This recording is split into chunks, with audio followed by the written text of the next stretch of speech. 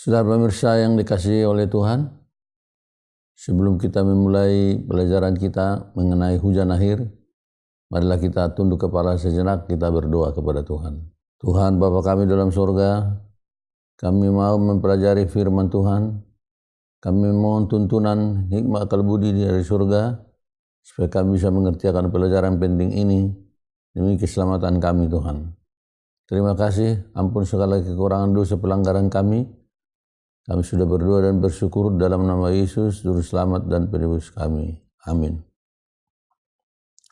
Saudara pemirsa dikasihi oleh Tuhan, kita sudah mempelajari bagaimana hujan awal yang sudah diturunkan sejak pada zaman Rasul-Rasul. Kuasa hujan itu tetap ada dalam jemaatnya hingga pada saat ini.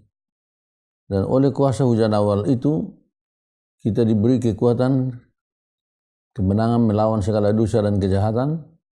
Namun Tuhan akan memberi juga nanti hujan akhir yang menyempurnakan agar umat Tuhan dapat tahan berdiri di hadapan Tuhan dan sanggup melewati 7 belah hingga Yesus datang pada kali yang kedua. Nah, sekarang kita mempelajari hujan akhir.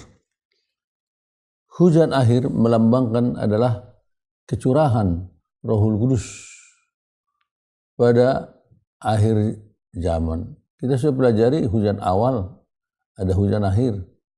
Namun bagaimana dan kapan hujan akhir itu turun? Dan apa yang bisa dikerjakan dalam diri umat-umat Tuhan? Roh Nubuat menjelaskan dalam buku Evangelism 699, kecurahan roh Allah yang besar itu akan menerangi dunia ini dengan kemuliaan. Tetapi hal itu tak pernah terjadi sebelum kita menjadi umat yang sudah diterangi lebih dahulu. Kalau dunia ini mau diterangi dengan terang kebenaran Tuhan, maka kita harus lebih dahulu diterangi oleh terang itu. Sebagai umat Tuhan yang akan menyampaikan terang itu, harus lebih dahulu diterangi. Maka Tuhan akan menerangi dunia ini juga. Sekarang, kapan hujan akhir itu turun?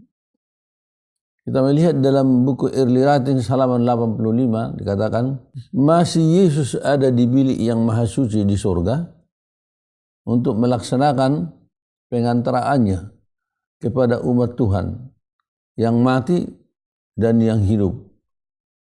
Pada saat dia masih di sana dan di dunia ini ditahan supaya jangan terjadi apa? Kekacauan besar, hingga Injil itu dikabarkan ke seluruh dunia ini. Nah, pada saat dunia ini ditahan daripada kekacauan itu, agar Injil ini bisa berlangsung dikabarkan ke seluruh dunia, pada saat itulah hujan akhir dicurahkan. Dan hujan akhir ini akan diterima oleh orang-orang yang sudah beroleh tabiat yang sempurna. Kita lihat selanjutnya, bahwa hujan air ini sebetulnya gunanya untuk membawa kabar Injil ke seluruh dunia dengan seruan nyaring, sehingga dikatakan dengan kecepatan halilintar akhirnya Injil ini tiba di seluruh dunia oleh karena kuasa hujan air tersebut.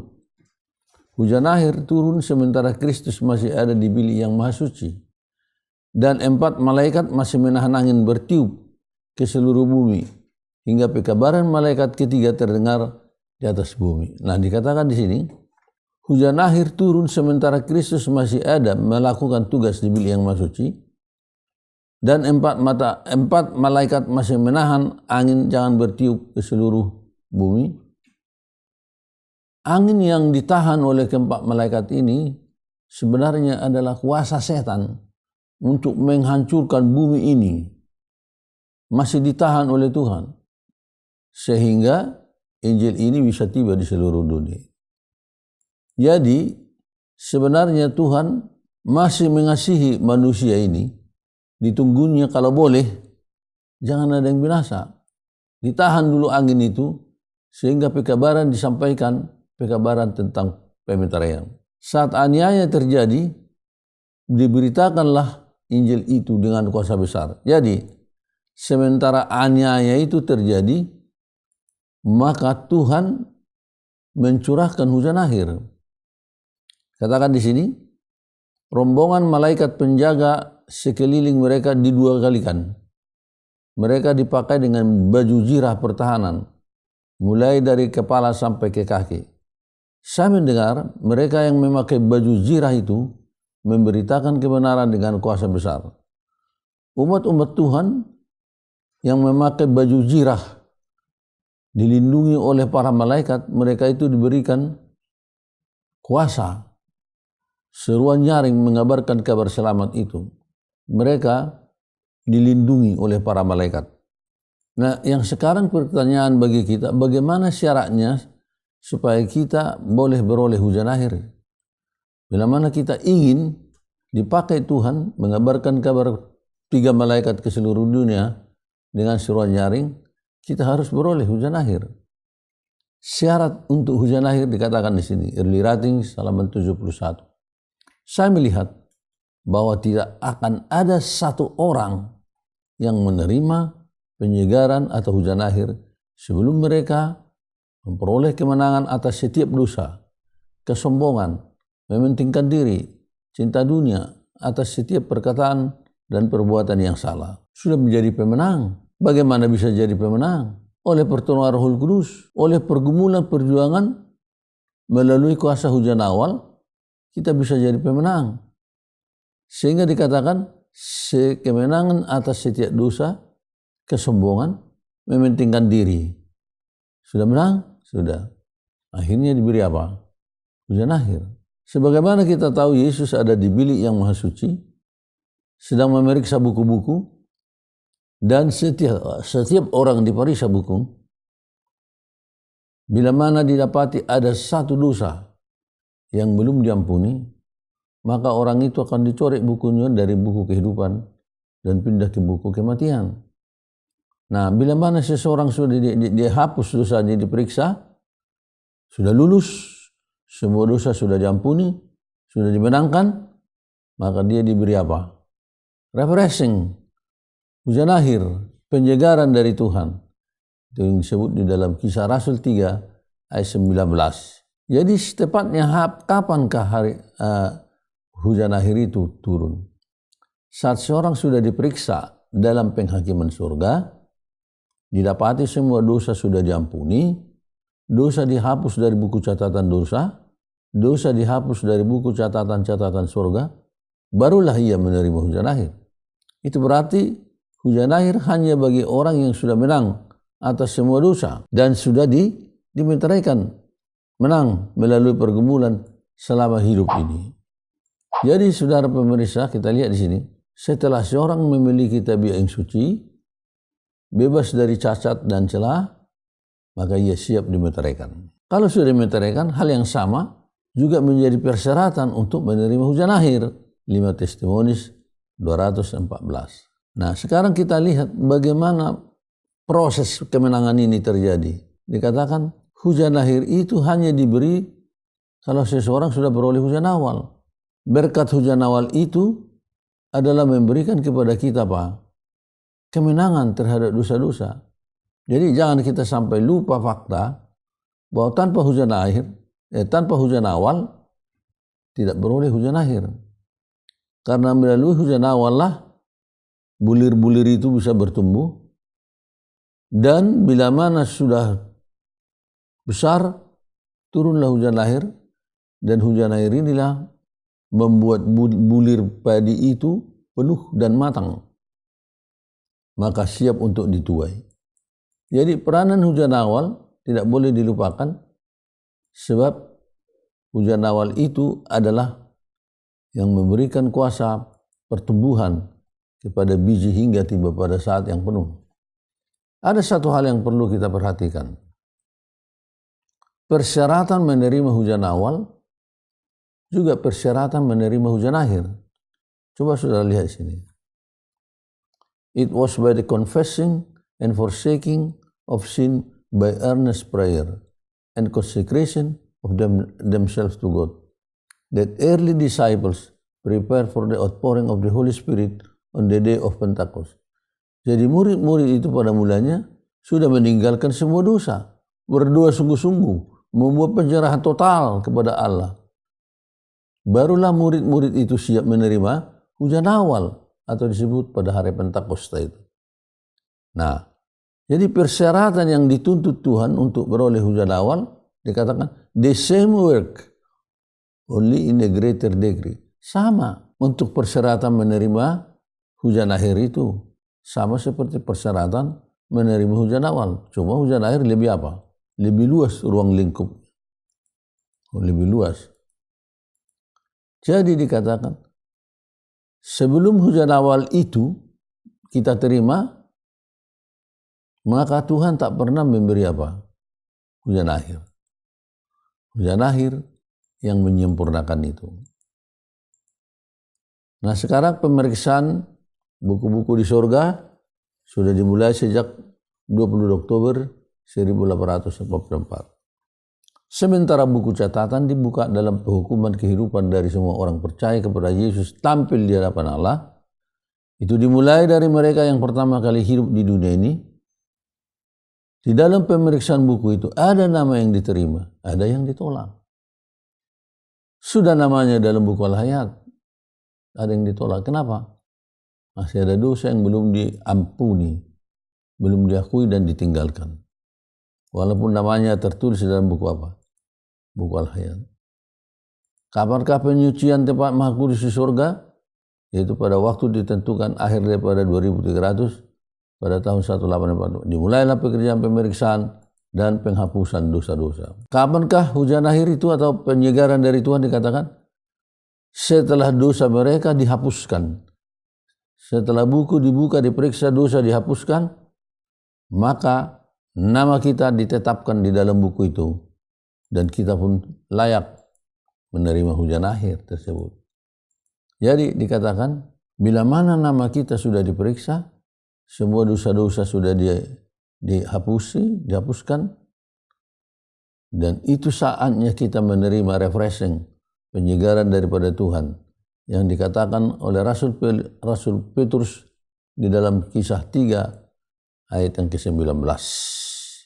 Bila seseorang mempunyai dosa yang masih tinggal dalam buku catatan surga, belum disesali, belum diampuni, maka nama mereka akan dihapus dari buku kehidupan, dan catatan perbuatan baik mereka dicoret dari buku peringatan Allah.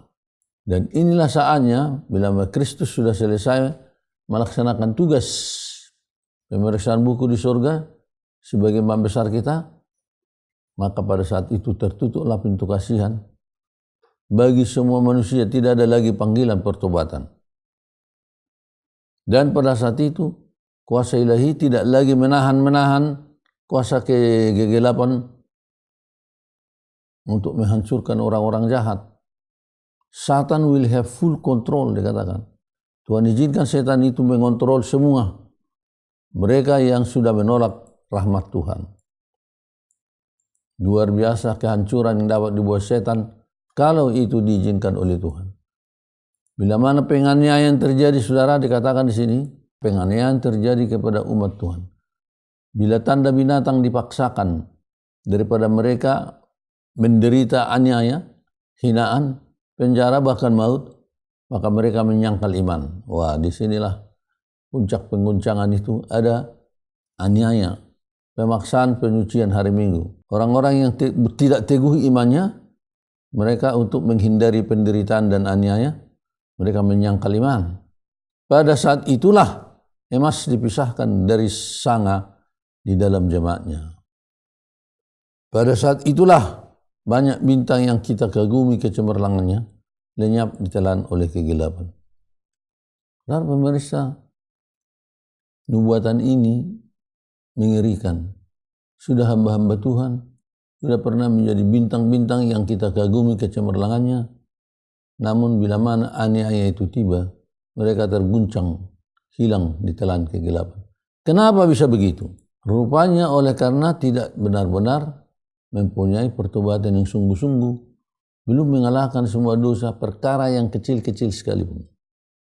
Pada masa penghakiman akan muncul melawan kita. Sekarang saudara pemirsa, sebelum reformasi yang benar terjadi, disebut ada reformasi yang palsu. Reformasi yang palsu ini bagaimana bentuknya?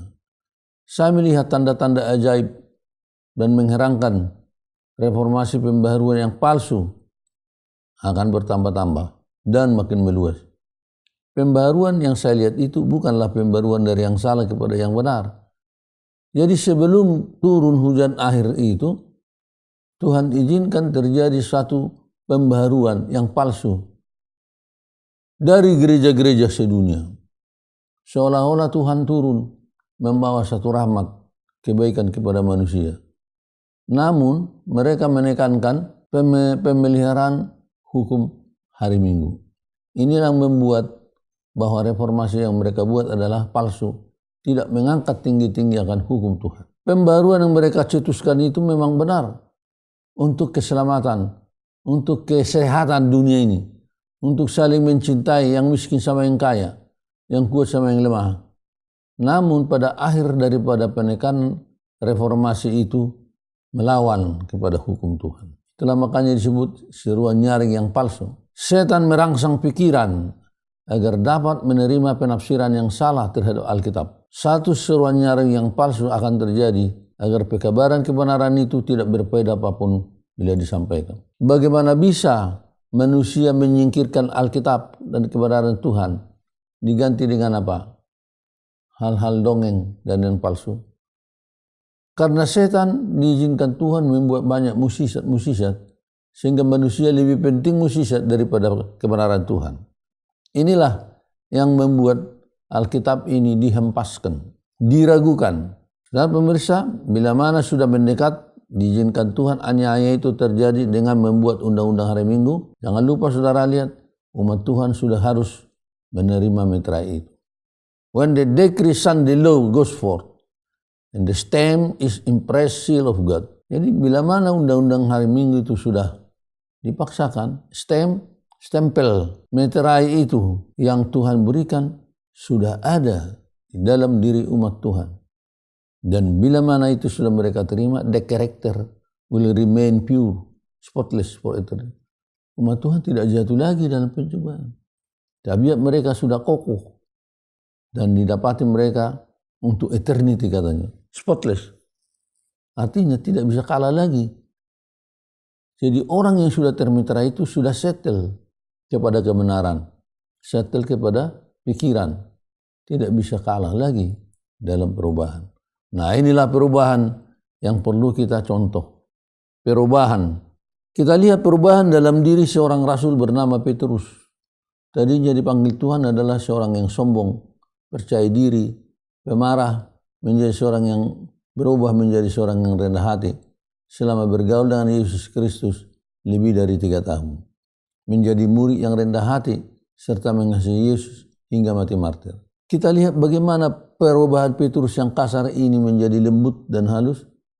Kita mengikuti percakapan Yesus dengan Petrus setelah Yesus bangkit dari kubur. Perbincangan itu di pinggir danau Tiberias dapat kita lihat dalam Yohanes 21:17. Yesus menanyakan Petrus, apakah engkau mengasihi aku?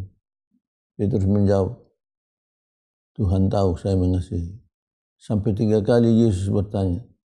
Akhirnya Petrus, Tuhan lebih tahu dan Tuhan mengetahui semuanya. Disambut dengan sangat rendah hati dan lemah lembut. Perubahan tabiat Petrus yang sombong itu sudah menjadi orang rendah hati dan lemah lembut. Sekarang perubahan tabiat ini bagaimana bisa diperoleh oleh umat Tuhan? Dikatakan di sini kebenaran, ketetapan hati, iman, keyakinan yang sungguh-sungguh akan kuasa Allah yang dapat menyelamatkan itu bukan datang pada waktu yang singkat. Rahmat surga itu menuntut agar dapat dimiliki adalah melalui pengalaman bertahun-tahun. Dengan melakukan hidup yang suci, berdiri teguh untuk yang benar, anak-anak Allah sedang memeteraikan nasib mereka sendiri. Jadi saudara pemirsa, perubahan tabiat itu adalah perubahan yang membutuhkan waktu demi waktu. Kita lihat di sini, tabiat yang baik dan suci tidak datang secara mendadak. Itu diperoleh melalui pergumulan dan usaha yang tekun dalam mengalahkan diri dan kebiasaan-kebiasaan yang salah. Amanat kepada orang muda, halaman 160. Membutuhkan waktu dan usaha yang tekun, memerangi diri, memerangi kebiasaan diri yang salah, hingga akhirnya jadi pemenang. Perubahan tabiat membutuhkan waktu. Sebab ternyata tabiat inilah merupakan karcis kita masuk surga. Jadi bagaimana dijelaskan roh nubuat pertumbuhan tabiat menjelang hari kiamat ini? Sedang kita tahu bahwa tabiat adalah menjadi karcis masuk surga. Bagaimana kita memiliki tabiat yang suci ini? Sementara kita mendekati penutupan sejarah dunia ini, kita dengan cepat maju dalam pertumbuhan kekristenan. Lebih cepat dari yang biasa, kelihatannya seperti ada apa? Ada kuasa di sana. Atau kita dengan cepat memburu menuju ke duniawian. Jadi ada percepatan menjelang datangnya hari Tuhan, penetapan nasib itu cepat berubah, bertobat, cepat apa? Memburuk juga. Dikatakan perubahan tabiat di sini menjelang datangnya hari Tuhan. Apa yang mereka pelajari bertahun-tahun lamanya, mereka harus pelajari dalam beberapa bulan. Wah. Kalau Petrus 3 tahun, mungkin umat Tuhan bisa 3 bulan. Karena per tahun dikerjakan dengan apa? Per bulan. Jadi saudara pemirsa, jangan berlambat-lambatan. Ikut Tuhan dengan segera. Setelah seorang memiliki tabiat yang suci, bebas dari cacat dan celah, maka ia siap untuk dimeteraikan. Hal yang sama juga menjadi persyaratan untuk menerima hujan akhir. Jadi kapan kehujan akhir ini supaya jangan susah dimengerti? Dikatakan, this blotting out of sins must precede the perceiving of the refreshing. Jadi pemeriksaan buku, dosa-dosa sudah dihapus dari buku catatan dosa, itu mendahului diberi apa? Refreshing, diberi hujan akhir. Jadi periksa buku dulu, lulus apa hujan akhir. Jadi sudah sangat penting sekali pengertian kita tentang apa? Pemeriksaan buku ini. Sekarang kita sedang berada di dalam apa? Tahap yang kita tidak tahu bagi orang yang hidup, pemeriksaan terjadi.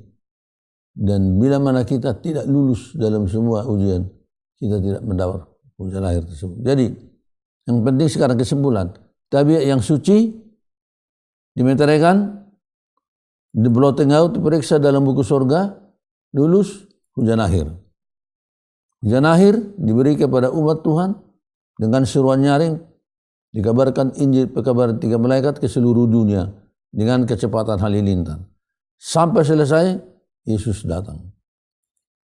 Dan setelah itu kita lihat Injil ke seluruh dunia. Yesus keluar dari bilik yang maha suci, tertutup pintu kasih secara general, tidak ada lagi panggilan pertobatan, maka sudah ditetapkan nasib setiap orang. Maka turunlah 7 bela terakhir. Saudara pemirsa, 7 bela terakhir yang akan menimpa dunia ini sampai Yesus datang. Sekarang pertanyaan, bagaimana kita bisa bersedia menghadapinya sekarang? Bagaimana kita bersedia menghadapinya? Bila mana sudah tertutup pintu kasihan, Tuhan curahkan 7 bela, dan hanya orang yang dapat hujan air untuk siap bertahan menghadapi apa? 7 bela tersebut. Coba katakan sini. The latter ray refreshing from the presence of the Lord will come and prepare the saints to stand in the period when the 7 last plagues shall be poured. Siapa yang tidak beroleh hujan akhir itu tidak akan sanggup lulus di dalam 7 periode bela yang tersebut. Jadi saudara pemirsa, tugas kita sekarang ialah apa? Sungguh-sungguh memperhatikan tabiat. Bila mana tabiat, ada satu tabiat yang masih salah, kurang benar, kita harus menangkan. Sebab pertumbuhan dalam tabiat yang sempurna itu sebenarnya setia dalam perkara yang kecil-kecil. Tidak ada yang kecil di hadapan Tuhan. Semua penting. Setia dalam perkara yang kecil akan setia dalam perkara yang besar. Inilah, saudara pemirsa, satu perkara yang terpenting untuk kita perhatikan sekarang. Tabiat kita. Setia dalam perkara yang kecil-kecil. Bila mana kita mau dimeteraikan, we must live up to all the light. Kita harus menghidupkan semua terang kebenaran yang sudah disampaikan Tuhan dalam Alkitab dan Roh Nubuat. Semoga pelajaran ini boleh benar menghardik kita supaya kita sadar pentingnya persiapan sekarang agar kita tidak terlambat bertobat untuk menerima meterai Allah. Mari kita berdoa. Bapa di surga, terima kasih atas firman dan janji Tuhan memberikan kepada kami kemenangan melawan segala dosa dan kejahatan. Pergumulan masa persiapan terpenting sekarang harus dimengerti oleh umat Tuhan agar kami siap menerima meterai Tuhan. Dan bila mana meterai sudah diberikan Tuhan, kami siap menghadap aniaya, lulus dalam aniaya yang kami tidak bisa mengerti luar biasanya aniaya itu, supaya kami benar-benar bersiap dan bertobat, dan kami boleh menerima meterai Allah satu-satunya yang menyanggupkan kami lulus menghadapi aniaya tersebut. Dengan demikian Tuhan memberikan kepada kami hujan akhir yang memberikan kepada kami kuasa, kesanggupan untuk lewat pada 7 belah yang akan dicurahkan di atas dunia ini. Tuhan di surga, tolonglah kami supaya kami benar-benar memikirkan soal tabiat ini, karena tabiat yang sempurnalah persyaratan menerima meterai Allah. Tuhan, dalam perkara yang kecil-kecil kami sering tidak jujur. Berikan kami kejujuran dalam perkara yang kecil, karena itulah satu-satunya persyaratan membentuk tabiat yang kokoh, kuat dan sempurna. Berikan kami kesetiaan dalam perkara yang kecil-kecil. Terima kasih Tuhan. Ampuni segala kesalahan, dosa, kekurangan kami. Kami sudah berdoa dalam nama Yesus, Tuhan dan Penebus kami. Amin.